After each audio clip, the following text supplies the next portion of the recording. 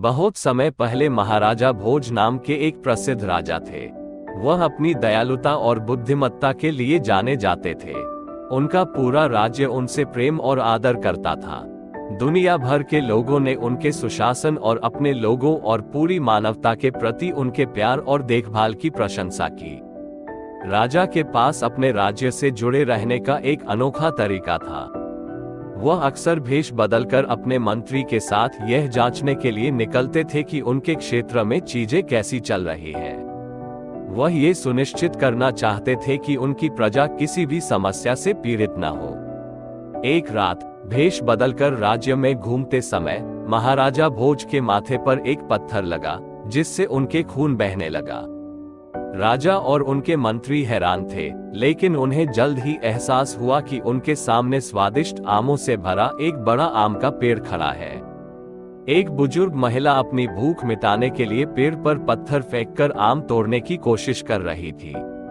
राजा के सैनिकों ने तुरंत इलाके को घेर लिया और घायल राजा को इलाज के लिए वापस महल में ले गए। इस बीच बुजुर्ग महिला की हरकतों से नाराज मंत्री ने उसे गिरफ्तार करने का आदेश दिया और राजा के स्वास्थ्य की जांच करने के लिए जल्दबाजी की। इस घटना की खबर जंगल की आग की तरह फैल गई, क्योंकि लोग अपने दयालु राजा से प्यार करते थे। वे वृद्ध स्त्री पर क्रोधित थे और उसके लिए सजा की मांग कर रहे थे। अगले दिन दरबार महाराजा भोज के राज्य के मंत्रियों और नागरिकों से खचाखच भरा हुआ था। वे सभी क्रोधित थे और वृद्ध स्त्री को कड़ी सजा देते देखने के लिए उत्सुक थे। जैसे ही उसे सामने लाया गया, क्रोधित सभा में भीड़ ने उसे फांसी देने की मांग की। उनके क्रोध से बेचारी घबरा गई। मंत्री, जो पिछली रात राजा के साथ थे, ने उसके लिए कड़ी से कड़ी सजा की सिफारिश की और सभी ने अपनी सहमति व्यक्त की।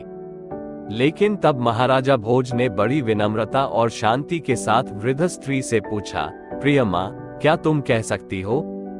कृपया बताएं कि आपने मुझ पर पत्थर क्यों फेंका? उसकी आंखों में आंसू आ गए और वह दया की भीख मांगने लगी। उसने बताया कि उसके बेटे ने उसे घर से निकाल दिया है, जिससे उसकी देखभाल करने वाला कोई नहीं है। वह खोई हुई और भूखी थी, अपने लिए एक घर तलाश कर रही थी। अपना पेट भरने के लिए उसने आम के पेड़ पर पत्थर फेंका था।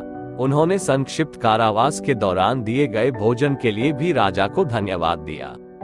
उनकी दुर्दशा और उनकी कृतज्ञता से प्रभावित होकर महाराजा भोज ने उन्हें रिहा करने का आदेश दिया और उन्हें बहुमूल्य उपहार दिए।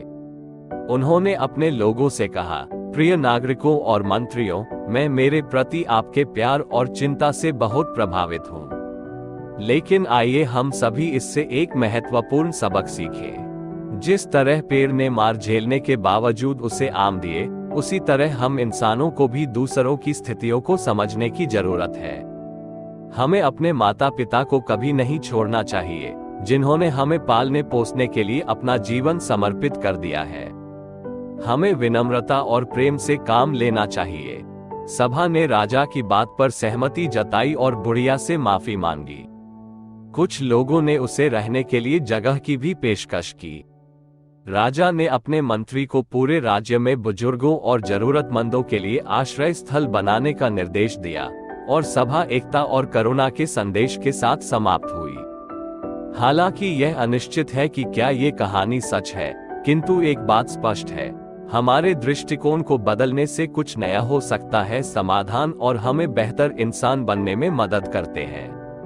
यदि आपको ये कहानी मार्मिक और अच्छी लगी, तो कृपया इसे साझा करें और हमारी अपनी विरासत की अधिक प्रेरक कहानियों के लिए हमारे चैनल को सब्सक्राइब करें। फिर मिलेंगे अगली कहानी में। धन्यवाद।